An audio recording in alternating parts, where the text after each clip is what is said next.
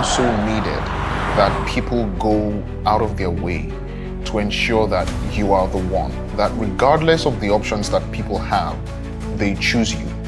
The 11th law of power is how you do it.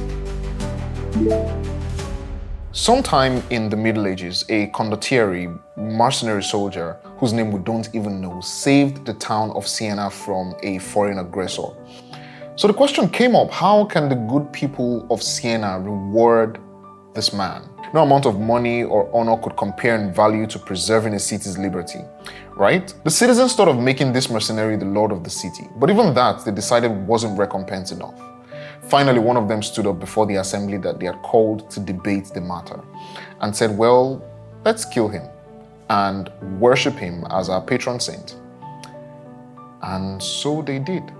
This was the fate of many of the great condottieri of Renaissance Italy. They fought battles for their employers only for them to be banished, imprisoned, or executed. And the problem was not ingratitude or too much gratitude, as was the case of the condottieri that was murdered and turned to a saint. It was that there were many other condottieri that were just as powerful, strong, and valiant that could do the job that they did.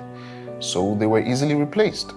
Of the 48 laws of power, observing the 11th law is how you become irreplaceable. It states, learn to keep others dependent on you. For you to see how well this can play out, I'll tell you the story of Otto von Bismarck.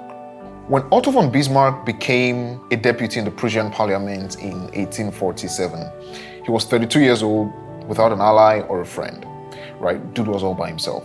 Searching for an ally, he went over the parliament's liberals, the conservatives, the ministers, usual suspects, people you'd want to hang out with, and chose the king, Frederick William IV. Now, this was an odd choice to say the least. Frederick was at a low point in his power. He was seen as weak, indecisive, spineless, right? Constantly giving in to the liberals in parliament. So there wasn't that much respect to his name. And even the things that he managed to stand for were things that Bismarck disliked, personally and politically.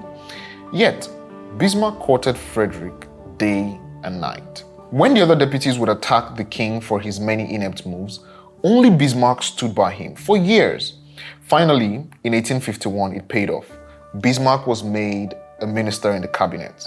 Okay, now he went to work. Time and time again, he forced the king's hand to stand up to the liberals, to build up the military. He worked on Frederick's insecurity and manliness, getting him to be firm and to rule with pride, right? Now, this slowly started to restore trust and power. And once again, the monarchy was the strongest force in Prussia.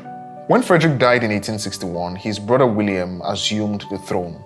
William hated Bismarck. He wanted nothing to do with him. But he inherited the same situation as his brother, people who wanted to nibble his power away. In fact, at one point, he considered abdicating the throne. He felt that he lacked the strength, the courage to rule.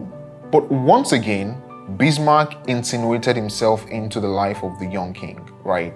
Supporting him, giving him strength, urged him into firm and decisive actions. The king grew dependent on Bismarck's strong tactics to keep his enemies at bay. And despite his apathy towards the man, he made him prime minister. They often quarreled over policy. Bismarck was way more conservative. But the king understood his dependency, so each time the prime minister would threaten to resign, the king would just give in. It was in fact Bismarck who set state policy. Years later, Bismarck's action as prime minister led to the various German states coming together into one country. At this point, Bismarck finagled the king into crowning himself Emperor of Germany. But by now, you already know who reached the highest point of power as the right-hand man to the Emperor of Germany. Not just that, he was Imperial Chancellor and Knighted Prince.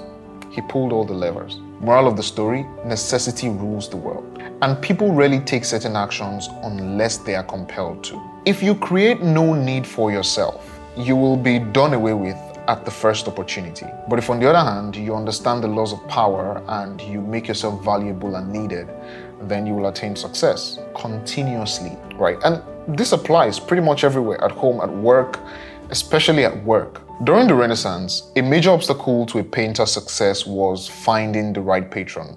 Now, Michelangelo did this better than anyone else. His patron was Pope Julius II. But he and the Pope quarreled over the building of the Pope's marble tomb, and Michelangelo left Rome in disgust. To everyone's surprise, not only was he not fired, but the Pope sought him out in his own haughty way and begged him to stay. Though he knew that Michelangelo could not find another patron. I mean, how higher do you go from the Pope? But he also knew that he would not find another Michelangelo. The lesson here is not to trick or immorally hold people captive, right? Is that if you do not want to be done away with, never stop being valuable. You must continue to grow in capacity and wit in ways that make you irreplaceable. So read that book, take that course, build your portfolio, grow your brand, do what you need to do. Okay? So that's it, the 11th law of power. If you're subscribed, then I'll see you in the next law. If you're not subscribed, then hit subscribe so that I'll see you in the next law. Cheers.